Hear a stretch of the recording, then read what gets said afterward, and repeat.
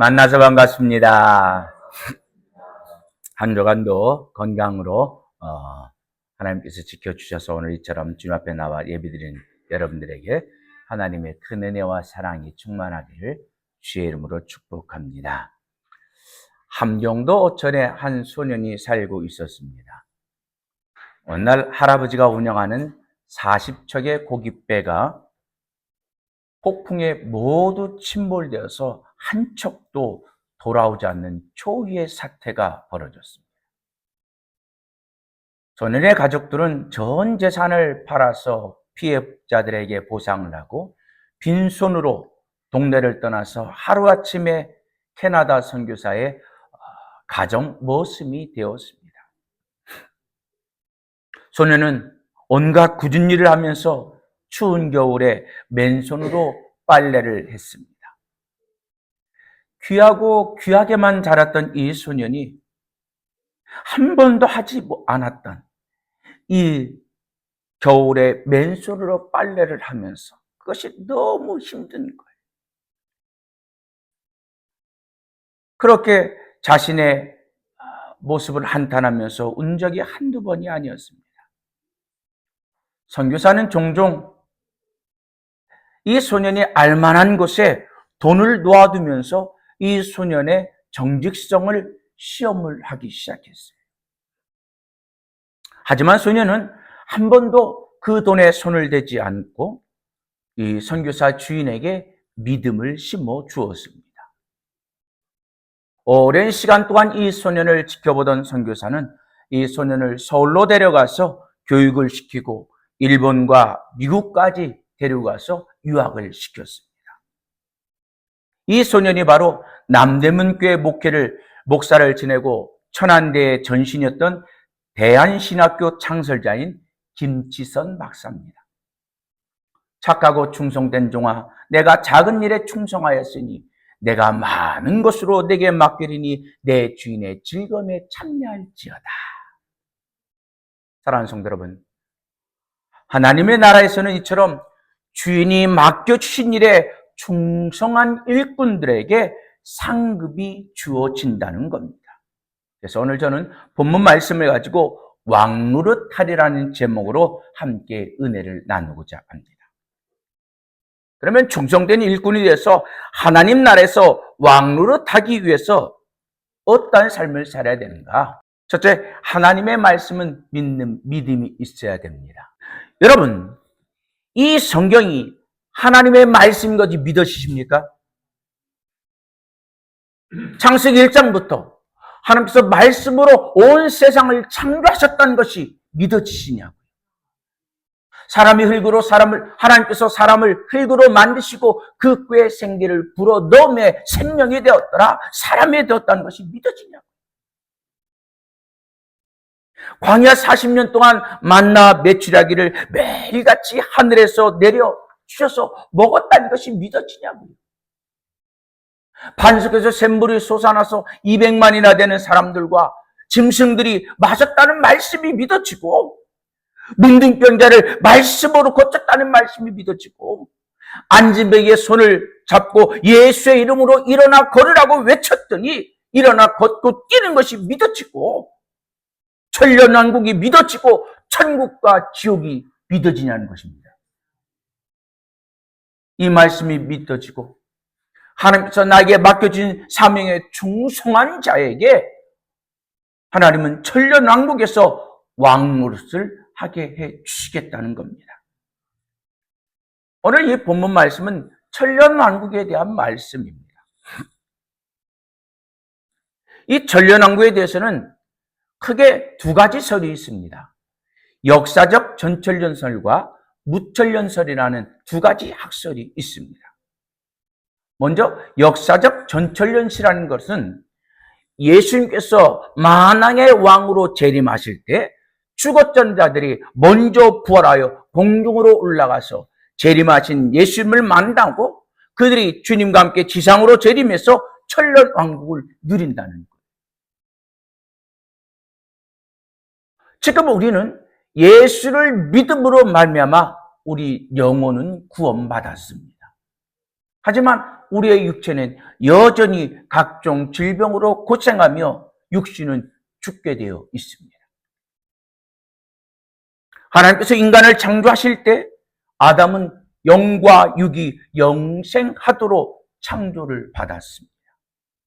하지만 아담이 하나님의 말씀에 불순종한 죄로 인해서 각종 질병으로 고생하다 육신이 죽게 되었어요. 이런 육체가 예수님께서 만왕의 왕으로 다시금 오실 때, 재림하실 때 하나님께서 창조하신 본래 모습으로 부활한다는 것입니다.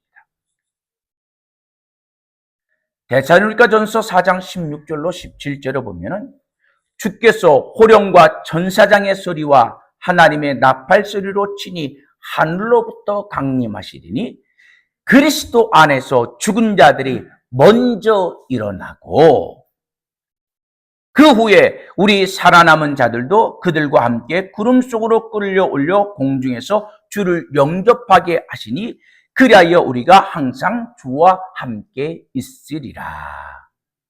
주님께서 만왕의 왕으로 오실 때요, 그리스도 안에서 죽은 자들, 예수를 믿다 죽은 자들이 먼저 부활해서 공중에서 재림하시는 예수님을 먼저 만납니다.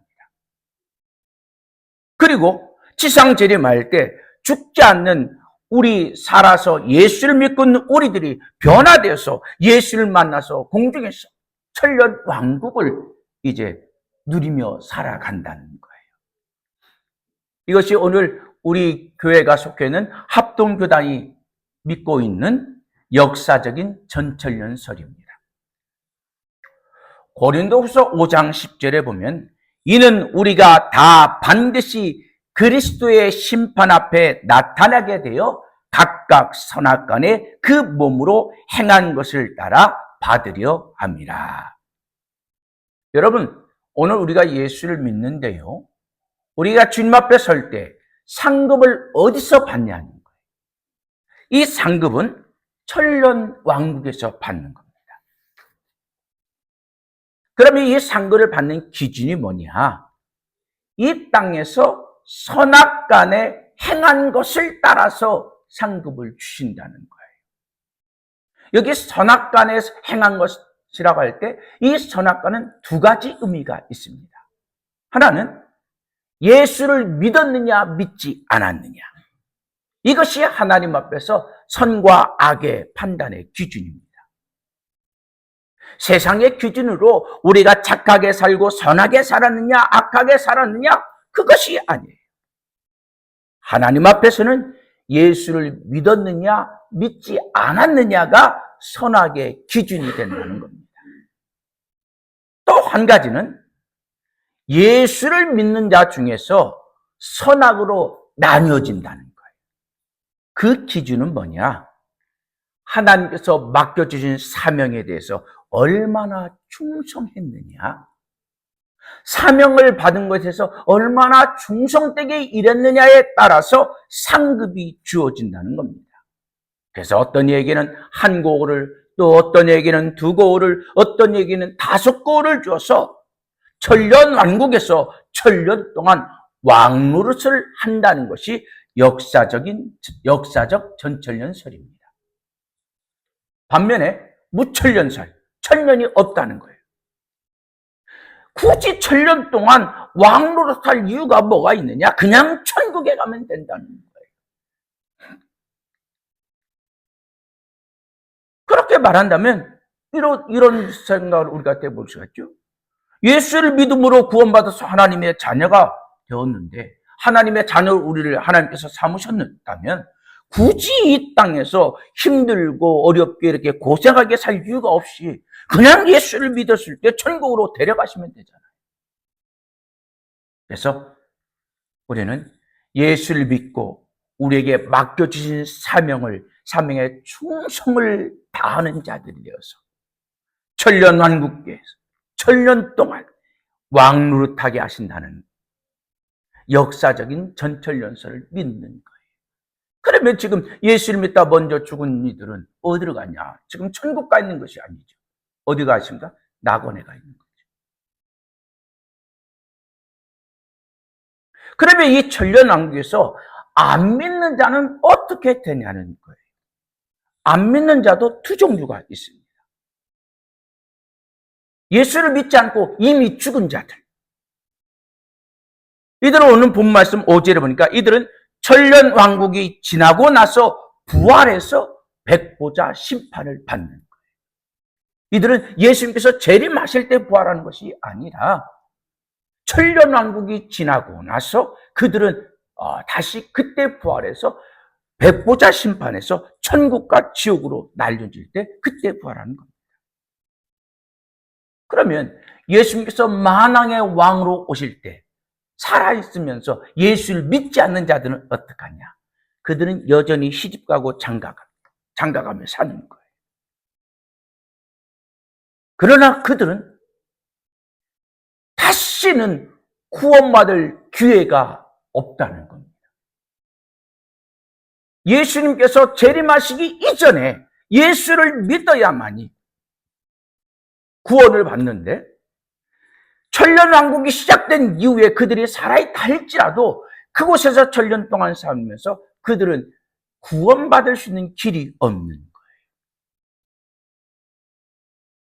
이 천년왕국에서 사명에 감당한 자에게 왕노릇 하는데 왕노릇 할 때 우리가 누구를 다스리냐면은 믿지 않고 살아서 시집가고 장가간 이들을 우리가 다스리면서 왕노릇 하는 것이 주님께서 우리에게 주시는 상인 줄 믿습니다.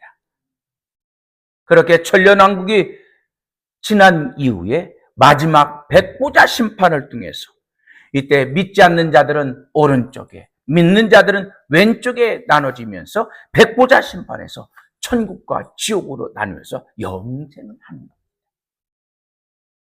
그렇게 상급은 천국에서 받는 것이 아니에요. 천년 왕국에서 받아서 왕노릇 하는 것입니다. 천국에서는 상급이 필요 없죠. 모든 것이 다 있고 다 있는데 굳이 거기서 상급이 뭐가 필요했냐.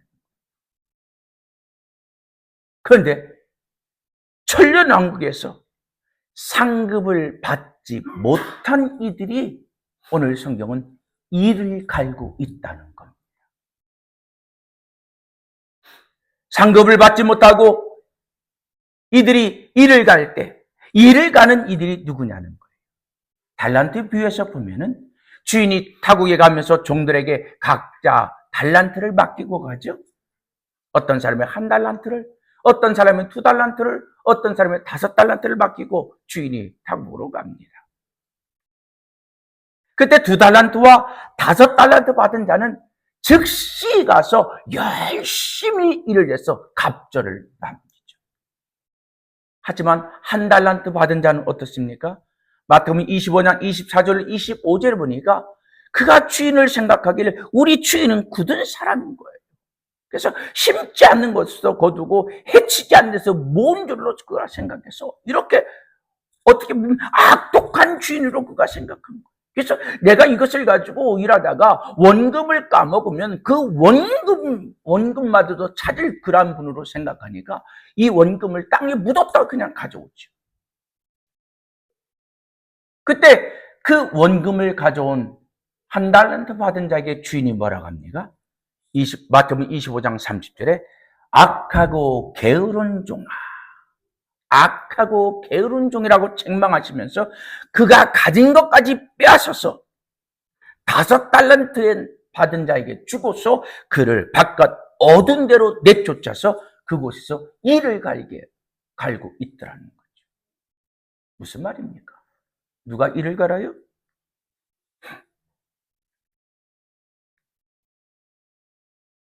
우리 주님께서 맡겨주신 사명에 충성한 자에게는 상급을 주시지만은 사명에 충성하지 않는 자는 악하고 게으른 종이라는 책망과 함께 바깥 어두운 곳에 쫓겨난다는 거예요. 그때 가서 잘할 걸, 충성할 걸, 그때 열심히 할 걸, 그때 봉사할 걸, 그때 하나님께서 주신 것을 가지고 열심히 섬길 걸 후회해도 소용이 없다는 거예요. 여러분, 그래서 이 땅에 우리가 살아있는 동안 하나님께서 나에게 주신 이 시간 속에서 이 시간이 얼마나 중요한가를 다시 한번 느끼게 됩니다. 생명 있는 동안, 살아있는 동안 하나님께서 나에게 주신 시간 속에서 나에게 맡겨주신 사명에 열심히 충성해야 할 이유가 바로 여기에 있는 것입니다. 여러분, 천년이라는 세월은요, 영생이라는 시간에 비하면 아주 작은 시간입니다. 하지만요, 우리가 이 땅에 살아가면서 의식을 살아가고 있는, 의식을 가지고 사는 우리의 50년을 생각한다면 이 1000년은 20배의 시간입니다. 지금 50인생도 힘들어 하는데 그 20배가 되는 시간 속에 일을 갈고 있다고 한번 생각해 보세요. 생각만 해도 끔찍하지 않습니까? 그로 살아있는 동안 하나님께서 나에게 맡겨진 사명에 최선을 다하고 열심을 사는 성도들이 될 수 있기를 주님의 이름으로 축복합니다. 그런데요, 이 역사적 전철연세는 가장 큰 논쟁거리가 있는데요, 예수님의 재림이 2번이라는 거예요. 예수님께서 공중에 재림할 때 죽었던 자들이 먼저 부활해서 공중에 올라가서 주님을 만나고, 그 주님이 지상 재림할 때 이 땅에 있는 우리가 다시금 변화해서 그 주님을 맞아서 천년왕국에 들어간다는 그 2번 재림이 있다는 것이 논쟁거리가 됩니다. 근데 여러분, 이 공중 재림 후에 지상 재림이 있다고 해서 이것이 재림이 2번이라고 우리는 생각할 수가 있는데요, 이것은 2번을 이야기하는 것이 아니에요. 우리는 예수님께서 재림할 때 그냥 한 번에 다이렉트 쫙 내려오기를 우리는 생각하면서 이것이 공중 재림이 있고 지상 재림이 있어서 2번이라 생각을 하는데, 그건 하나님의 마음입니다. 예수님의 공중 재림에 목적이 있는 거예요. 재림의 목적이 있는 거예요. 공중 재림은 이 지상 재림을 위한 것입니다. 데살로니가전서 4장 14절로 17절에 보면 죽은 자가 먼저 일어나겠고 산자가 주를 만나리라 말씀하고 있습니다. 그러니까 예수님의 재림은 2번이 아니라 한 번으로 시차의 관계지 횟수의 관계가 아니라는 거예요. 이와 비슷한 표현이 제사론에도 있어요. 여러분, 대제사장이 지성소에 1년에 몇 번 들어갑니까?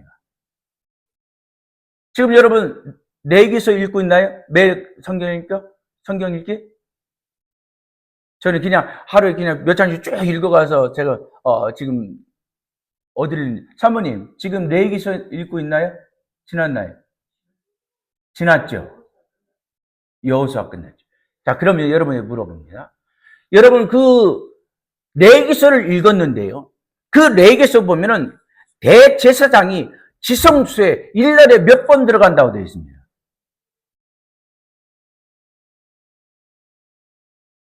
몇 번 들어가요? 한 번 들어간다고 되죠. 한 번. 자, 그런데요, 이 한 번이 들어가는데 언제 들어가요? 대속죄일에 한 번 들어갑니다. 근데 여러분, 이 한 번은요, 이래를 이야기하는 것이 아니에요. 그날만이라는 거예요. 그날만. 대속죄일에 4번을 들어갑니다. 레위기 16장을 보면요, 4번 들어가는 것이 나와요. 첫 번째 언제 들어가냐면 레위기 16장 12절로 13절에 보면 분향을 피우기 위해서 제사장이 들어가는 거예요. 지성소에 들어가서 분향을 피워서 그 연기가 나서 하나님의 거룩함 속에 하나님을 대면할 준비를 하고 나옵니다. 그리고 다시 나와서 2번째 들어갈 때는 자기 자신과 가족을 위해서 속죄 제물로 숫송아지를 잡아서 들어가서 속죄수에 피를 뿌리고 나와요. 그리고 3번째 들어갈 때는 백성들을 위한 속죄 제물을 가지고 와서 피를 뿌립니다. 이때는 염소를 잡아서 그 피를 지성소에 들어가서 뿌리고 나오는 거예요. 그래서 이스라엘 온 모든 백성들의 죄를 1년 동안 지은 죄를 사함을 받는 위해서 피를 뿌리고 나옵니다. 그리고 나와서 마지막 네 번째를 들어가는데요. 이것은 이제 지성소에 들어가서 피를 뿌리면서 분향을 했잖아요. 제사를 속죄 지성소에 1년 들어가서 그 제사를 드렸잖아요. 그러다 보면 거기 이제 지저분하잖아요. 그러면 그 성소와 제단을 정결하게 해서 다음에 분향을 할 수 있도록 정결하게 하고 나옵니다. 그리고 난 이후에 아사살 염색의 안수에서 광야로 끌고 가서 죄를 멀리 떠내는 의식을 행하는 거예요. 그러니까 지성소에 한 번 들어간다는 말은 대속죄일에 하루 그날 들어간다는 것이 1회 들어간다는 말이 아니라는 거예요. 이처럼 예수님의 재림도 이와 같은 의미로 여러분을 보시면 되는 거예요. 그런데 우리가 예수를 믿어서 천년왕국에서 상을 받는데 이왕이면 상급을 받아야 되지 않겠습니까? 그러기 위해서 주님께서 우리에게 맡겨주신 사명에 충성해야 될 줄 믿습니다. 주님께서 우리에게 맡겨준 사명에 충성하기 위해서는 세 가지가 선행이 되어야 됩니다. 첫 번째는 내가 누구인가? 나에 대한 정체성이 있어야 됩니다. 내가 누구인가? 하나님 안에서 내가 누구인가? 나의 정체성을 깨닫는 것이 충성의 첫걸음인 거예요. 여러분, 하나님 안에서 내가 누굽니까? 고린도전서 6장 19절로 20절에 보니까 너희가 하나님께로부터 받은 바 너희 가운데 계신 성령의 전인 줄 알지 못하느냐? 너희는 너희 자신의 것이 아니라 값으로 산 것이 되었으니 그런즉 너희 몸으로 하나님께 영광을 돌리라. 우리는 하나님께서 값을 치르시고 하나님의 자녀로 삼으심 받은 자들로서 하나님께 영광을 돌려야 되는 자들이라는 거예요.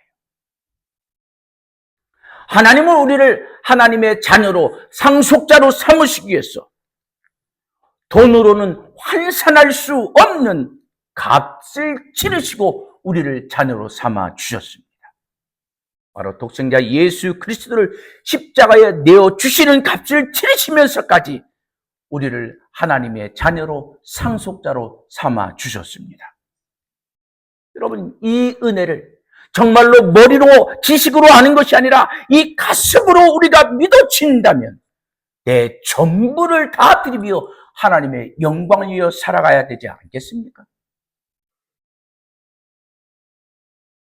그래서 웨스트민스터 신앙고백 소위리 문답 첫 번째 문답에 보면 그런 질문이 있어요. 사람의 제일 된 목적이 무엇이냐? 그에 대한 대답은 하나님을 영화롭게 하는 것입니다. 그래요, 여러분. 내가 누구인가라 나의 정체성을 안다면 하나님께 충성하지 않을 수가 없습니다. 두 번째는 내 사명이 무엇인가를 알아야 합니다. 우리 하나님은 우리 각 사람에게 각각 주님께서 사명을 주셨습니다. 어떤 이는 목사로, 어떤 이는 장로로, 어떤 이는 권사로, 어떤 이는 교사로, 어떤 이는 반주자로, 어떤 이는 물질로, 어떤 이는 명예로, 어떤 이는 권세로 각자에게 하나님께서 사명을 주셨습니다. 하나님께서 이 사명을 주신 것 내가 잘나서가 아니라는 거예요. 로마서 8장 28절을 보니까 하나님을 사랑하는 자 곧 그 뜻대로 부르심을 입은 자들에게는 모든 것이 합력하여 선을 이루느니라.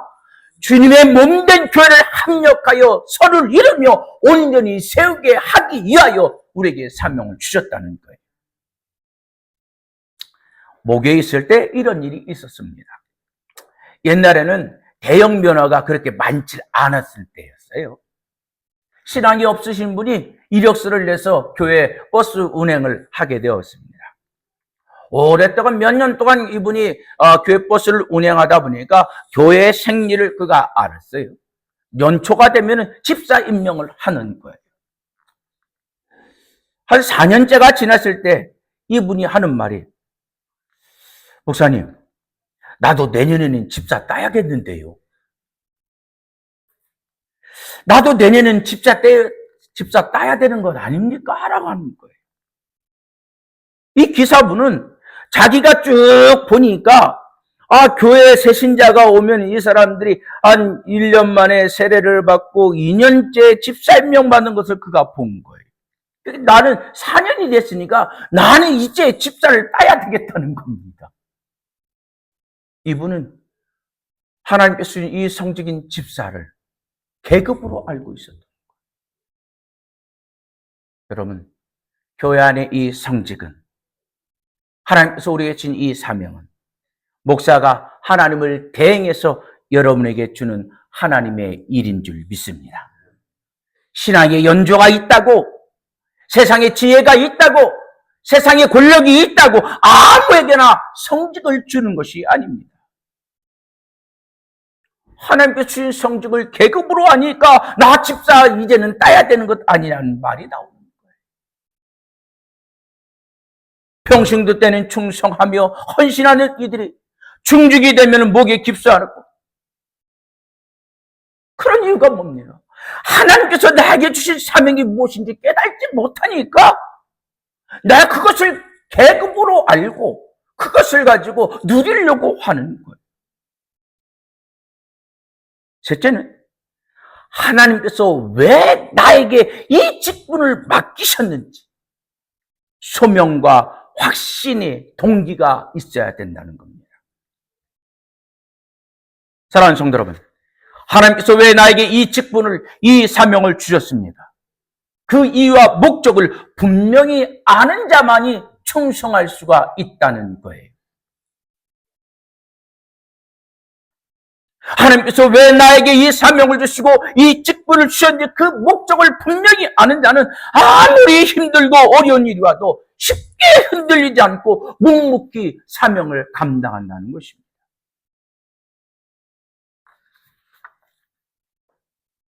하나님께서 수많은 교회가 있는데 성도도 별로 없는, 성도도 20명 미만, 20여 명밖에 되지 않는 이 교회로 나를 보내신 이유가 있다는 거예요.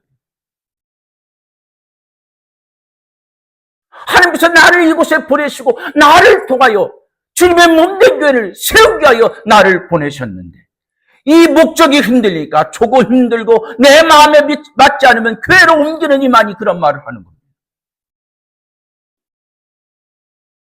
디모데후서 1장 11절에 나를 능하게 하신 그리스도 예수 우리 주께 내가 감사함은 나를, 한번 따릅시다, 충성되이 여겨, 충성되이 여겨 내게 직분을 맡기심이라. 그래요, 여러분. 하나님께서 여러분을 장로로, 권사로, 집사로, 찬양 인도자로, 반주자로 이렇게 다양하게 우리에게 직분을 맡기신 것은요, 하나님께서 여러분을 충성되이 여기셨기 때문인 줄 믿습니다. 이렇게 하나님께서 나를 충성되이 여기시고 이 일을 맡기신 것을 깨달았다면 그 맡은 직분에 충성해야 되지 않겠습니까? 이것이 확립될 때 어떤 어려움이 와도 흔들리지 않고 맡긴 사명을 끝까지 감당하면서 천국왕국에 입성해서 상급을 받아 누릴 수 있는 거예요. 사랑하는 성도 여러분, 천년왕국에서 상급을 받으며 영광을 누리기 위해서 다른 것 없어요. 우리 한번 따라합시다. 맡은 자에게 구할 것은 충성뿐이라. 맡은 자에게 구할 것은 충성뿐이라. 네, 여러분, 고린도서 4장 2절에 사도 바울은 맡은 자에게 구할 것은 충성뿐이라고 하셨어요. 충성뿐이라. 우리가 하나님의 은혜로 구원을 받았지만은 상급은 충성도에 따라서 달라진다는 겁니다.